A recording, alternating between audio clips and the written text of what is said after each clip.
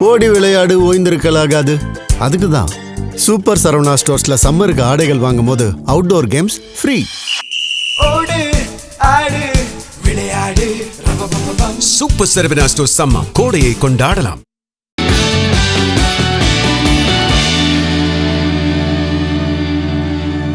GeM தொலைக்காட்சி நேயர்களுக்கு வணக்கம். நான் கசாலி. இன்னைக்கு நம்ம பேச போகிறது அரசியல் சினிமா ரெண்டும் கலந்து எப்படி இருக்குது அப்படின்னு பேச போகிறோம். இன்றைக்கி முதல்ல அரசியல்னு பேசினோம்னா இப்போது வர 23ஆம் தேதி எல்லாருக்கும் தெரியும் நம்ம ஊரில் எலெக்ஷன் தேர்தல் நடக்க போகுது.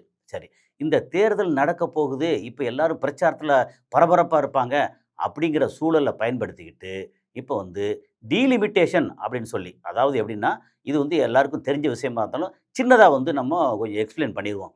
அங்கே நாடாளுமன்றத்தில் இன்றைக்கி பயங்கர பரபரப்பாக என்ன சொல்கிறது, கூச்சல் குழப்பங்களோடு போய்கிட்டு இருக்கு. என்னென்னா, எந்தெந்த மாநிலங்களெல்லாம் பிரதிநிதித்துவம் இருக்கு இல்லையா, எவ்வளோ மக்கள் தொகை இருக்காங்களோ அதுக்கு ஏற்ற மாதிரி பாராளுமன்ற உறுப்பினர்களோட எண்ணிக்கை அதிகரிக்கணும். அப்படின்னா உதாரணத்துக்கு தமிழ்நாட்டில் 8 கோடி பேர் இருக்காங்க அப்படின்னா, இங்கே உத்தரப்பிரதேசத்தில் உதாரணத்துக்கு ஒரு 13 கோடி பேர் 15 கோடி பேர் இருக்காங்கன்னு வச்சுக்கோமே. 15 கோடி பேர் இருக்காங்க அப்படின்னா, இப்போ 8 கோடி பேருக்கு நமக்கு எவ்வளோ உறுப்பினர்? 39 உறுப்பினர். அப்போ பாண்டிச்சேரி ஒன்று சேர்த்தா 40. அங்கே இதில் பார்த்தோம்னா 80 உறுப்பினர்கள். அப்போது பிரதிநிதித்துவப்படி பார்த்தோம்னா அங்கே ஒரு 160 170 உறுப்பினர்கள் வரும். நம்ம தமிழ்நாட்டுக்கு எப்படி பார்த்தாலும் ஒரு ஒரு 80 40க்கு பதிலாக ஒரு 50 வரும். அப்போ ஓவராலாக பார்த்தோன்னா 543 அப்படிங்கிறதுக்கு பதிலாக ஒரு 850 அப்படின்னு வச்சுக்கோமே. 850ல் தென்னிந்தியா ஏன் இது மாதிரி பிரச்சனைக்கு வரும் அப்படின்னு சொல்லியாச்சுன்னா, இப்போ 60களில் 70களில் குடும்ப கட்டுப்பாடு திட்டத்தை முன்மொழிந்தாங்க. அப்போ குடும்ப கட்டுப்பாடு திட்டம்னா நீங்கள் ஒரு வீட்டில் 5 குழந்தைங்க 6 குழந்தைங்க 8 குழந்தைங்க அப்படின்னு இருக்கு, அது வேண்டாம். நாம் இருவர் நமக்கு இருவர், நமக்கு 2 குழந்தைகள் போதும், ஆண் பெண்ணோ அல்லது ஆணோ பெண்ணு பெண்ணோ ஏதோ ஒன்று, நமக்கு 2 குழந்தைகள் போதும் அப்படின்னு சொல்லி திட்டத்தை கொண்டு வந்தால் அதை தலைமேல் சிரத்தை எடுத்து அதை கரெக்டாக கடைபிடிச்சது தென்னிந்திய மாநிலங்கள், குறிப்பாக கேரளா அண்டு தமிழ்நாடு, அதுக்கப்புறம் கர்நாடகாவாக இருக்கட்டும் ஆந்திராவாக இருக்கட்டும், இது எல்லாமே நம்ம கடைப்பிடிச்சோம். அப்போ என்னாச்சு, நம்ம வீடுகளில் ஒரு வீட்டில் 2 குழந்தைகள் இப்போ 1 குழந்தை அப்படின்னு. அப்போ பார்த்தோம்னா மக்கள் தொகை விரிவடைகிற வேகம், அதாவது ரொம்ப மல்டிப்ளிகேஷன் பயங்கரமாக 1 2 ஆகும், 2 4 ஆகும், 4 16 ஆகும், 16 140 ஆகுன்ற மாதிரி ஒரு பயங்கர வேகத்தில் பரவுமே. அதை நம்ம கண்ட்ரோல் பண்ணியிருக்கோம். ஆனால் உத்தரப்பிரதேசோ பீகாரோ ஒரிசாவோ மத்திய பிரதேசோ ஹரியானாவோ, இந்த மாதிரி ஹரியானாவோட கொஞ்சம் பரவாயில்லைன்னு சொல்லலாம். இந்த மாதிரி கவு பெல்ட்னு சொல்லுவாங்க இல்லையா, இந்தி பேசக்கூடிய அல்லது இந்தி திணிப்புக்கு ரொம்ப உள்ளாகி மொத்தத்துக்கு தன்னை இழந்த மாநிலங்கள், அவங்க குழந்தைகள் கண்ட்ரோல், குடும்ப கட்டுப்பாடு கிடையாது, இஷ்டத்துக்கு குழந்தை பெற்று இந்த மாதிரி எக்கச்சக்கமாக பரவியிருக்காங்களா. அப்போ அவங்களுக்கு பிரதிநிதித்துவம் அதிகமாயிருச்சு அப்படின்னா என்ன நடக்கும் அப்படின்னா, மெஜாரிட்டி இப்போ இருக்கிற பாஜக என்ன செய்யும், மொத்தத்துக்கு ஏற்கனவே தமிழ்நாடு கேரளா அவங்க எங்கெல்லாம் ஆட்சி பண்ணலையோ அதை பூரா ஒதுக்கிட்டு இருக்காங்க. அப்போது இதுக்கப்புறம் தென்னிந்தியாவே நமக்கு தேவையில்லை, அவங்க டோட்டலாகவே பிஜேபி இல்லை அப்படின்னா கூட காலங்காலத்துக்கும் பிஜேபி தான் ஆட்சிக்கு வரும், அவங்களுக்கு தென்னிந்தியா போதும். மொத்தத்துக்கு ஒரு 850 சீட்டில் 850 மொத்த சீட்டு அப்படின்னு கணக்கு வச்சிட்டோம்னா அதுக்கு ஏற்ற மாதிரி தான் இப்போ புதுசாக பார்லிமெண்ட்டையும் கட்டியிருக்காங்க, எக்ஸ்ட்ரா சீட்டெல்லாம் போட்டு இதெல்லாம் பிளான் பண்ணி தான் கட்டியிருக்காங்க. ஆனால் எதிர்க்கக்கூடிய இடத்துல காங்கிரஸ் வலுவாக இல்லை. அதுக்கு ரொம்ப முக்கியமான காரணம் ஒரு என்ன சொல்கிறது, ஒரு மோசமான தலைமை அப்படின்ற ராகுல் காந்தி என்ற ஒரு வீணா போன தலைவர் ஒரு 16 மாநிலத்தில் தன்னுடைய பிரதிநிதித்துவத்தை விட்டு கொடுத்து ஒரு காங்கிரஸ் பிஜேபிக்கு பி டீமாக செயல்பட வச்சதில் முக்கியமான ஆள் நம்ம குற்றஞ்சாட்டுறது அப்படின்னா ராகுல் காந்தி உண்மையிலே அவரோட நடவடிக்கை இப்போ சமீபத்தில் பார்த்தோம், திமுகவோட பிரச்சனை பண்ணி கொண்டு சேர்த்ததில் ராகுல் காந்தியோட செயல்பாடு அத்தனை கேவலமாக இருந்துச்சு. அவர் ஒருத்தர் போதும் காங்கிரஸ் பூரா க்ளோஸ் பண்ணி முடித்து தமிழ்நாட்டில் இந்திய அளவில் பிஜேபி மட்டும்தான் ஒற்றை கட்சி அப்படின்ற அளவுக்கு அவர் வந்து கொண்டு வந்து சேர்த்துருவார். காங்கிரஸை மொத்தத்துக்கு சோலி முடிச்சிருவார். வேறு யாருமே வேண்டாம். காங்கிரஸ் சோலி முடிக்கிறதுக்கு வேறு யாருமே வேண்டாம். ராகுல் காந்தி மட்டும் போதும் அப்படின்ற ஒரு நிலைமை. ஸோ இப்போ வந்து கொஞ்சம் கொஞ்சமாக வந்து பிஜேபி என்ன நினைக்கிறாங்களோ, அதாவது ஆர்எஸ்எஸோட சித்தாந்தம் அல்லது பிஜேபி வந்து யாருக்காக வேலை செய்யுது அது ஏற்கனவே தெரியும். அம்பானி அதானி மாதிரி குஜராத்திலுக்காக வேலை செய்யுது. அதே நேரத்தில் இப்போ ஆர்எஸ்எஸ் சொல்கிறது கேட்டுக்கிறது. அவங்களுக்கு வந்து தென்னிந்தியா வந்து எப்போவுமே எதிர்ப்பு குரல் கொடுத்துட்டே இருக்குது. ஈவன் இப்போதைக்கு வந்து பவன் கல்யாண் வேறு வழி இல்லாமல் அங்கே ஆந்திரா வந்து கொஞ்சம் பிஜேபிக்கு ஆதரவாக இருக்கிற மாதிரி இருந்தால் கூட முழுமையான ஆதரவு இல்லை. அதே அதே நேரத்தில் நார்த் இந்தியாலேயும் கொஞ்சம் விழிப்புணர்ச்சி வந்துக்கிட்டு இருக்கு. ஆனாலும் அவங்க வந்து மிரட்டியோ காசு கொடுத்தோ அல்லது இடி அனுப்பிச்சிட்டு ஏதாவது பண்ணி அவங்க வந்து 850 சீட்டு இருக்குது அப்படின்னு சொல்லியாச்சுன்னா, இப்போ 425 430 இடத்துல ஜெயிச்சா போதும், அவங்க வந்து மெஜாரிட்டி வந்துட்டாங்க. அப்போது உங்களுக்கு தென்னிந்தியாவுக்கு மொத்த பிரதிநிதித்துவமே வந்து 300 கூட வராது. அப்போது 500க்கு மேலே வந்து நார்த் இந்தியா, ஒரு 300 ப்ளஸ் வந்து தென்னிந்தியா. அப்படின்னா காலங்காலத்துக்கும் இனி வந்து பிஜேபி தான் வரும், வேறு எதுவும் வராது. அப்போ நம்ம வந்து ஏதாவது கோரிக்கை வச்சா கூட புறங்கையால் தூக்கி கீழே போட்டுருவாங்க அப்படின்ற ஒரு சூழ்நிலை.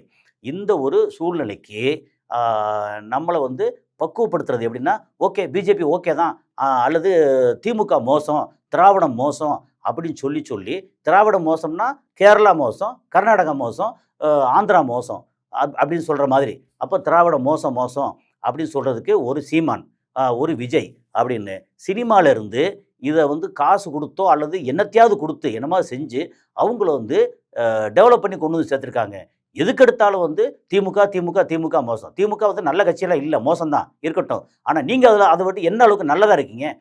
சினிமா டிக்கெட் விற்கும்போது 150 ரூபா டிக்கெட்டை நீங்கள் வந்து 1000 ரூபாய்க்கு விற்கிறதுக்கு, 2000 விற்கிறதுக்கு, 5000 விற்கிறதுக்கு ஓகே சொன்னவர் தானே. இப்போ உங்களுக்கு வந்து 200 கோடி ரூபா சம்பளம் எங்கேருந்து வரும்? இந்த மாதிரி திருட்டுத்தனமாக எக்ஸ்ட்ரா பிளாக்ல டிக்கெட் விற்கிற மாதிரி விற்று எக்ஸ்ட்ரா காசு கொடுக்க பார்த்தீங்கன்னா உங்களுக்கு அவ்வளோ சம்பளம் வந்துச்சு. இல்லைன்னா நீ நியாயமாக யோசிச்சு பாருங்கள். இப்போ ஒரு தமிழ் படத்துக்கான வீச்சு எவ்வளோ இருக்குது? அந்த வீச்சுக்குள்ளே உங்கள் படம் வந்துச்சா? எல்லாத்தையும் வந்து ரசிகர்களை வந்து தவறாக பயன்படுத்தி அவங்களோட உழைப்பை பூரா சுரண்டுன ஒரு விஜய். நான் வந்து விஜய் வந்து நேரடியாக தான் சொல்கிறேன். நீங்கள் வந்து பேசுகிறதுக்கு உங்களுக்கு தகுதியே கிடையாது. அதில் வந்து பார்த்தீங்கன்னா பிஜேபி பற்றி ஒரு வார்த்தை பேசுகிறது இல்லை. ஆரம்பத்தில் சும்மா பேருக்கு லேசாக அப்படி பூசி மெழுகி பேசி விட்டு, அப்போது சினிமாவையும் இந்த அரசியல்வாதிகள் பயன்படுத்துகிறாங்க. இப்போ என்ன போச்சு, இந்த வெயிலில் இதில் தன்னால் ஒன்றும் பண்ண முடியலன்னு சொல்லி டோட்டலாக எதுக்கெடுத்தாலும் வந்து ஆப்சண்ட்டு எங்கேயும் போகலை. நீங்கள் வந்து பெரம்பூர், திருச்சி கிழக்கில் 2லேயும் கூட ஜெயிக்கிறீங்களோ இல்லையான்னு தெரியாது. ஒருவேளை தன்னோட உழைப்பில் வேறு யாராவது ஒரு 2-3 பேர் தானே ஜெயிச்சா தான் உண்டு. உங்களுடைய பேரு புகழில் வந்து யாரும் ஜெயிக்க போகிறதா தெரியலை. இன்க்ளூடிங் ஆதவ அர்ஜுனா வில்லிவாக்கத்தில், அதோடு சேர்த்து அப்புறம் எழும்பூரில் ராஜ்மோகனாக இருக்கட்டும் அல்லது புசி ஆனந்த் வந்து டி நகரில் இருக்கட்டும், யாருமே உங்கள் பேரை வச்சு ஜெயிக்க போகிறதா இல்லை. புசி ஆனந்துக்கு வாய்ப்பே இல்லை. எழும்பூரில் பார்த்தீங்கன்னா தமிழன் பிரசன்னா ரொம்ப ஸ்ட்ராங்காக இருக்கிறாரு. வில்லிவாக்கத்தில் வந்து இவருக்கு எதிராக இருக்கிறவரும் ரொம்ப ஸ்ட்ராங், எல்லாமே ஸ்ட்ராங்காக இருக்காங்க. ஏன்னா உழைக்கிறாங்க. அந்த உழைப்பு உங்கள்கிட்ட இல்லை, ஆனால் ஆசை மட்டும் இருக்குது. உங்களை இயக்கிறது வந்து பிஜேபி அப்படின்னு சொல்லி தெளிவாக தெரிஞ்சிருச்சு. அதே சொல்லிட்டார், இப்போ தேர்தல் முடிஞ்சதுக்கப்புறம் விஜய் நாங்கள் சேர்த்துக்குறோம் அப்படின்னு சொல்லி பிஜேபி சொல்கிறாங்க. அதுக்கு ஒரு மறுப்பு அறிக்கை கூட உங்கள்கிட்ட வந்து இல்லை. அப்போது சினிமாவையும் இந்த அரசியல் வந்து அப்படி பயன்படுத்துது. ஸோ இப்போ வந்து டீலிமிட்டேஷனுக்கு நம்ம குரல் கொடுக்கல அப்படின்னு சொல்லியாச்சுன்னா நம்மளோட கோவணமும் உருவப்பட்டு விடும். நம்ம வந்து வீணாக போயிடுவோம், அவ்வளோதான் சொல்கிறது. இப்போ நம்ம எல்லாரும் சேர்ந்து டீலிமிட்டேஷனுக்கு நீங்கள் வந்து என்னென்னவோ பண்ணீங்க, இருக்கிறத பூரா வந்து சுரண்டுனீங்க, எல்லாம் பண்ணீங்க. கொஞ்சம் நஞ்ச கெடுதலாக இந்த நாட்டுக்கு, இந்த இந்திய திருநாட்டுக்கு நீங்கள் கொஞ்சம் கெடுதலாக பண்ணியிருக்கீங்க. அவ்வளோ கெடுதல் பண்ணியிருக்கீங்க. கெடுதலையும் தாங்கி வந்ததுக்கு காரணம் ஒரு ஒற்றை மனிதன், ராகுல் காந்தி என்ற ஒரு வீணா போனவர். அதனால் நீங்கள் வந்து இந்த இவ்வளோ திமிரா தெனாவட்ட இருப்பீங்க. ஆனால் வேற ஒரு ஆளும் வருவாங்க, வேற ஒரு டீமும் வரும். என்னதான் இருந்தாலும் உங்களால் வந்து எந்த ஒரு விஷயமும் ஒரு ஆரம்பம் இருந்துச்சுன்னா, உங்களுக்கு வந்து பிஜேபிக்கு வந்து வளர்ச்சின்னு ஒரு ஆரம்பம் இருந்துச்சுன்னா வீழ்ச்சின்னு ஒரு முடிவு இருக்கத்தான் செய்யும். ஏன்னா நீங்கள் பண்ணிட்டு இருக்க அராஜகமும் ஊழலும் கொஞ்சம் நஞ்சம் இல்லை. அதுக்கு துணை போகிற சீமானா இருக்கட்டும், அதுக்கு துணை போகிற அதிமுகவாக இருக்கட்டும், துணை போகிற விஜயா இருக்கட்டும், எல்லாரும் ஏதோ இப்போ கொஞ்சம் ஓட்டு வாங்கலாம், எல்லாம் செய்யலாம். ஆனாலும் உங்களால் வந்து வெற்றி அடைய முடியாதுங்க அப்படிங்கிறது நிச்சயம். அதே மாதிரி இப்போ சினிமா எடுத்துட்டேன்னா சினிமாவில் இது வந்து இந்துத்துவ கொள்கைகள் அல்லது இஸ்லாமிய எதிர்ப்பு அப்படிங்கிறது எக்கச்சக்கமாக போட்டு அதுக்கு ஓகே உடனே வந்து சர்டிஃபிகேட் ஓகேன்றீங்க.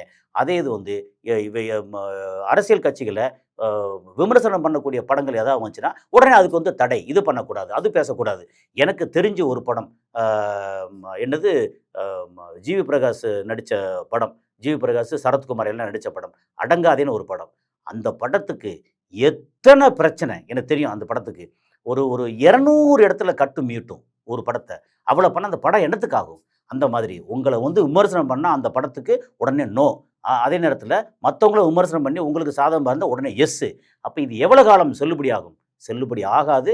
உங்களுக்கான அஸ்தமனம் வந்து ஆரம்பமாயிட்டு இருக்கு அப்படின்னு சொல்லிடலாம். எப்படி பார்த்தாலும் 2029ல் பிஜேபி வந்து தடுமாறத்தான் செய்யும். ஒருவேளை வந்தாலும் வரலாம், சொல்ல முடியாது. நம்ம வந்து ஜோசியம் சொல்லலை. ஆனால் மக்களோட வெறுப்பு வந்து அவ்வளோ இருக்குது. நார்த் இந்தியாவிலேருந்து நம்ம தமிழ்நாட்டுக்கு வேலைக்கு அவ்வளோ பேர் வந்திருக்காங்க. வந்த அவ்வளோ பேருக்கும் வந்து அறிவுக்கு வந்திருக்கு கொஞ்சமாவது. இந்த ஊரில் இப்படிலாம் இருக்காங்க, நம்ம ஊரில் அப்படி இல்லை, நம்ம ஊரில் ஏற்றத்தாழ்வு ரொம்ப இருக்குது, இந்த ஊரில் வந்து பேருக்கு பின்னாடி ஜாதி கூட போட மாட்டாங்க அப்படின்னு நிறைய இங்கேருந்து வடநாட்டில் போய் சொல்லி நம்ம ஒன்றுமே செய்ய வேண்டாம். அவங்களுக்கு நம்ம வேலை கொடுத்தோம்.